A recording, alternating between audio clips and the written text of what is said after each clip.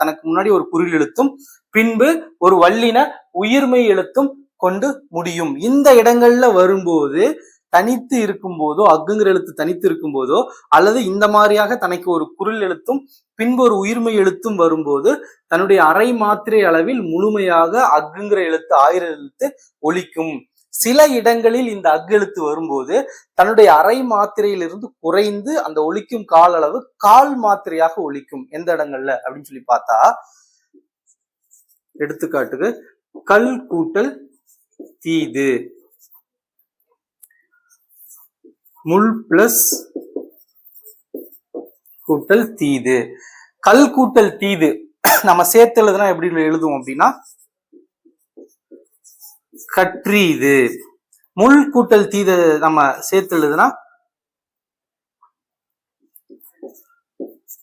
முக்டீது அப்படின்னு சொல்லி எழுதுவோம். என்ன ஆகுது அப்படின்னு கேட்டா, தனி குறிலை அடுத்து ஒரு லகரமோ அல்லது லகரமோ, அதாவது லகரம் லகரம், தனி குறிலை அடுத்து லகரமோ அல்லது லகரமோ வந்து அது வருமொழி, அதை அடுத்து வருமொழியில தகரம் வந்தால் தாய் எழுத்து, தனி குறிலை அடுத்து இந்த லகர எழுத்தோ இந்த லா எழுத்தோ அல்லது இந்த லா எழுத்தோ வரும்போது வந்து வருமொழியில இந்த தாய் எழுத்து வரிசை தகர எழுத்துக்கள் வந்தால் இங்க வந்து அது வந்து அக்காக மாறும் என்று சொல்லுவாங்க. அப்ப கல் கூட்டல் தீது கற்றீதான் மாறும். இந்த இடத்துல வர இந்த ஆயுத எழுத்து தன்னுடைய அரை மாத்திரையிலிருந்து கால் மாத்திரை குறைந்து கால் மாத்திரையாக ஒலிக்கும். இங்க வரும்போது ஆயுத எழுத்து தன்னுடைய அரை மாத்திரையில முழுமையா ஒலிக்கும். அதுவே இந்த இடங்கள்ல மாற்றம் பெறும்போது தன்னுடைய அரை மாத்திரையிலிருந்து குறைந்து கால் மாத்திரையாக ஒலிக்கும். முக்டீது அப்படிங்கிற இந்த இடத்துலயும் இந்த லகரத்தை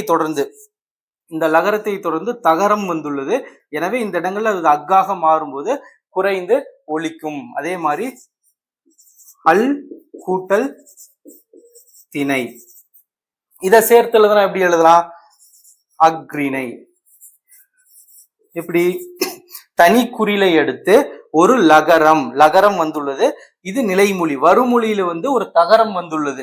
தனி குறிலை அடுத்து லகரம் வந்து வருமொழியில முதல்ல தகரம் வந்தால் இந்த இடத்துல வந்து இது வந்து ஆயுத எழுத்தாக மாற்றம் பெறும். இந்த ஆயுத எழுத்து தன்னுடைய மாத்திரை அளவுல அறையிலிருந்து கால் மாத்திரையாக குறைந்து ஒலிக்கும். இதுதான் ஆயுத குறுக்கம். ஆயுத எழுத்துக்கு அரை மாத்திரை. அது பொதுவாக தனக்கு முன்பு ஒரு குறில் எழுத்தையும் தனக்கு பின்பு வந்து ஒரு வல்லின உயிர்மை எழுத்தையும் பெற்று வரும். அவ்வாறு வரும்போது தன்னுடைய மாத்திரையில எந்த அளவும் குறையாது, ஒலிக்கும் காலம்